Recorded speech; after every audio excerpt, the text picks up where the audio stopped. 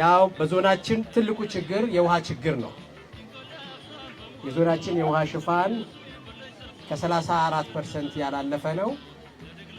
ይህን የውሃ ችግር ለመቅረፍ በክልል በዞን በአጋሮቻችን ጥረት ከፍተኛ ለውጥ ለማምጣት በመትጋት ላይ ነው የምንገኘው። በተለይ ለረጅም ዓመታት በዞናችን የቆዩ ፕሮጀክቶች አሉ። ሌላው ትልቅ ችግር የነበረበት አንዱ አጋምና አካባቢው ነበር። ለብዙ ዓመታት ስትቸገሩ እናያለን። ልጆ ትሄዳላችሁ፣ እሱም በጋ ላይ እንደሚደርቅ እናውቃለን። ይህን ለመፍታት አጋር አካላት ብዙ ጥረት አድርገዋል። ይህን የደገፈው የክልል መንግስት እንዲሁም ዳይሬክት ኤድን በእናንተና በአጠቃላይ በዞኑ አስተዳደር ስም እንድታመሰግኑኝ እጠይቃለሁ። እና የውሃ ችግር የሚፈጥርብን ዘርፈ ብዙ ችግር ነው። ልጆች ከትምህርት ያቋርጣሉ። በተለይ ሴት ልጆች ውሃ ፍለጋ ረጅም ርቀት ነው የሚሄዱት። እናቶቻችን ረጅም ርቀት ነው የሚሄዱት። እንዲሁም አርሶ አደሮቻችን ውሃ ፍለጋ ከምርታቸው ይስተጓጎላሉ፣ ከስራቸው ይስተጓጎላሉ። በከፍተኛ ሁኔታ ደግሞ ውሃ ለጤናችን ወሳኝ እንደሆነ እናውቃለን።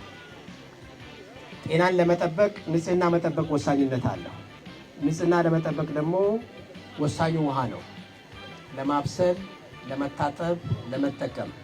ስለዚህ የዚህን የውሃ ችግር መፍታት ሁለንተናዊ ለውጥ በዞናችን እንዲመጣ እንደሚያግዝ እናምናለን። ለዛም በየዓመቱ ከምንመድበው ካፒታል ከፍተኛውን ለውሃ ነው የምንመድበው። ነገር ግን የተከማቸ ችግር ስላለ ይህን ችግር በቀላሉ መፍታት አልቻለም። በየዓመቱ የሚመረቁ ውሃዎች አሉ።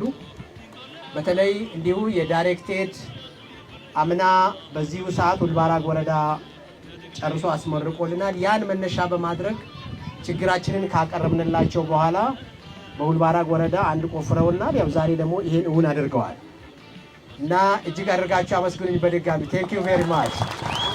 ይሄ ውሃ ከትልቁ ጥቅሙ ምንድነው? ብዙዎቹ የውሃ ችግሮቻችን ለመፍታት የቆፈርናቸው ጉድጓዶች በጄኔሬተር የሚጠቀሙ ናቸው። አሁን ነዳጅ ሲወደድ በቀላሉ በማደያዎች ማግኘት የማይቻልበት ሁኔታ ያሉን ፓምፖች ማምረት እየቻሉ አይደለም። ስለዚህ ይሄን ችግር የፈታ ነው የሶላር በመጠቀም አሁን ለነዳጅ ብናወጣ ወጪ የለም፣ ነዳጅ ለመፈለግ የምናደርገው ጥረት የለም።